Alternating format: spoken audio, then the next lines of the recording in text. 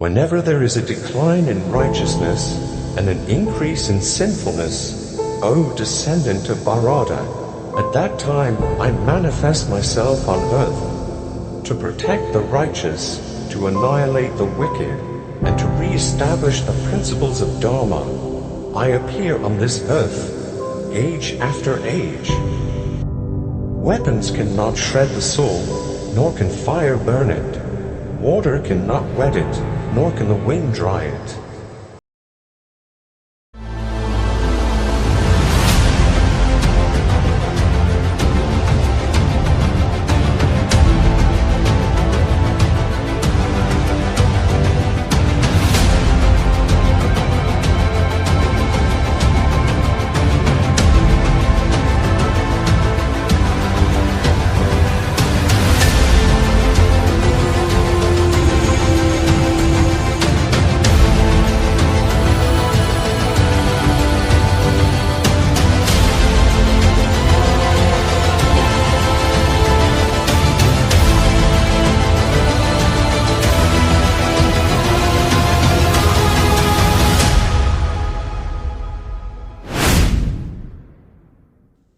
All the best among warriors fight for the sake of duty, treating alike happiness and distress, loss and gains, victory and defeat.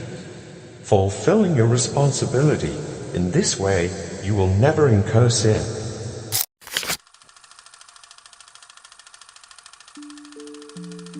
The Mahabharata, Season 1, Episode 1.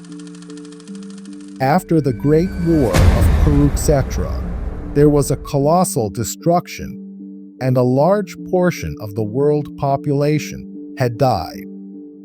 Cities and civilizations vanished due to the use of celestial weapons by the warriors in the Great War.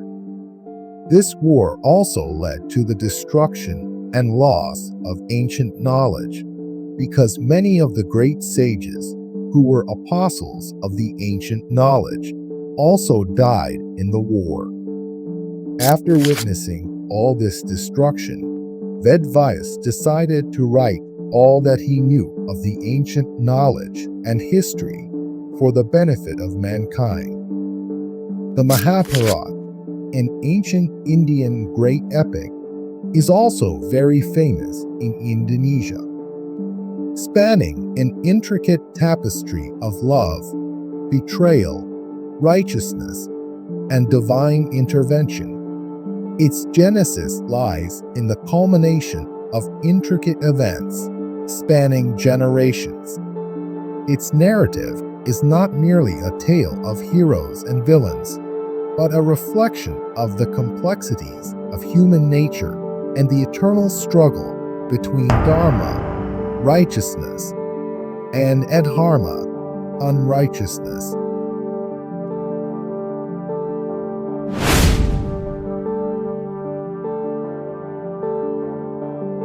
Some said, there is nothing that is not in the Mahabharata, and whatever is elsewhere can be found in the Mahabharata. Whoever listen and follow the story and the moral messages of the Mahabharata will become a better person of virtue's character, as Vyasa said to the descendant of Pandavas. It is the poetical story of mankind, the story of us. If you listen carefully, at the end you will be someone else.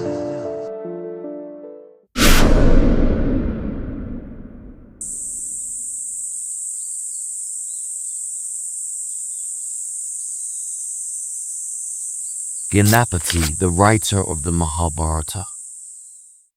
Bhagavan Vyasa, the celebrated compiler of the Vedas, was the son of the great sage Parasara. It was he who gave to the world the divine epic of the Mahabharata. Having conceived the Mahabharata, he thought of the means of giving the sacred story to the world. He meditated on Brahma, who manifested himself before him. Vyasa saluted him with bowed head and folded hands and prayed, Lord, I have conceived an excellent work. but cannot think of one who can take it down to my dictation. Brahma extolled Vyasa and said, O sage, invoke Ganapati and beg him to be your amanuensis. Having said these words, Brahma disappeared. The sage Vyasa meditated on Ganapati, who appeared before him. Vyasa received him with due respect and sought his aid. Lord Ganapati, I shall dictate the story of the Mahabharata, and I pray you to be graciously pleased to write it down. Ganapati replied, Very well, I shall do as you wish, but my pen must not stop while I am writing, so you must dictate without pause and hesitation. I can only write on this condition. Vyasa agreed, guarding himself, however, with a counter-stipulation. Be it so, but you must first grasp the meaning of what I dictate before you write it down. Ganapati smiled and agreed to the condition. Then the sage began to sing the story of the Mahabharata. He would occasionally compose some complex stanzas which would make Ganapati pause a while to get at the meaning, and Vyasa would avail himself of this interval to compose many stanzas in his mind. Thus the Mahabharata came to be written by Ganapati to the dictation of Vyasa. At last, Lord Ganesha had completed the writing of the Mahabharata.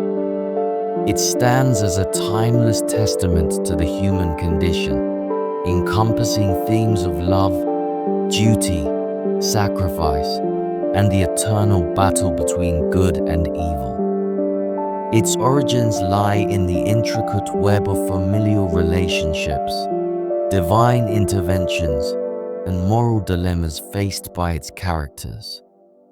Through its rich narrative and profound teachings, the Mahabharata continues to resonate with audiences across the world, serving as a guiding light in navigating the complexities of life. It was before the days of printing, when the memory of the learned was the sole repository of books. Vyasa first taught the great epic to his son, the sage Suka. Later, he expounded it to many other disciples. Were it not so, the book might have been lost to future generations. According to the tradition, Narada told the story of Mahabharata to the Devas while Suka taught it to the Gandharvas, the Rakshasa and the Yakshas. It is also well known that the virtuous and learned Vaishampayana, one of the chief disciples of Vyasa, revealed the epic for the benefit of humanity, the longest epic the world ever known.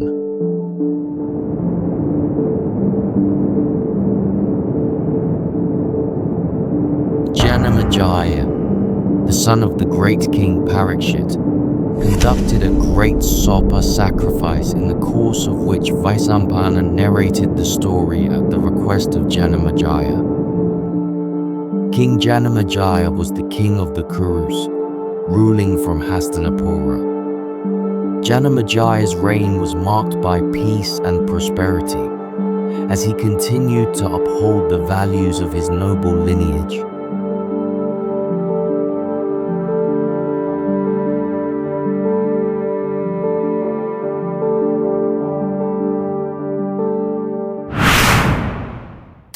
As narrated by Vyasa, the Mahabharata is a rich source of teaching on Dharma, the moral and ethical duties that people are expected to follow.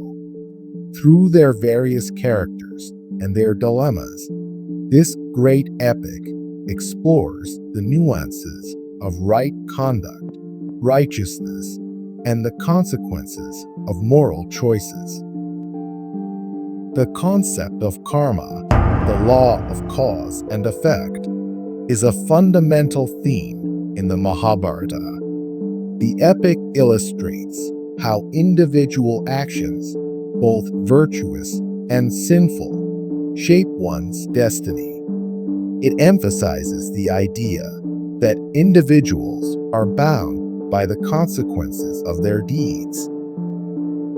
The Mahabharata provides valuable lessons on leadership, governance, and ethical conduct, highlighting the importance of wisdom, integrity, justice, and compassion in guiding individuals and societies towards harmony and prosperity. Through the actions and teachings of its characters, the epic offers timeless insights into the qualities of effective leadership, the responsibilities of governance, and the principles of ethical living. It remains a timeless epic that continues to inspire individuals on their spiritual journeys and serves as a guide for navigating the complexities of life.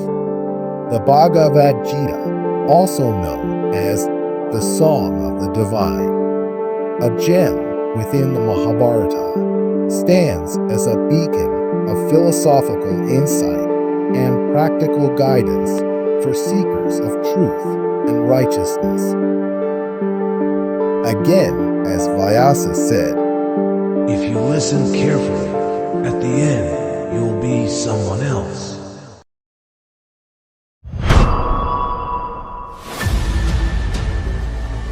let us embark on a journey through time to explore the origins of this timeless epic. The story of mankind. The story of Dharma.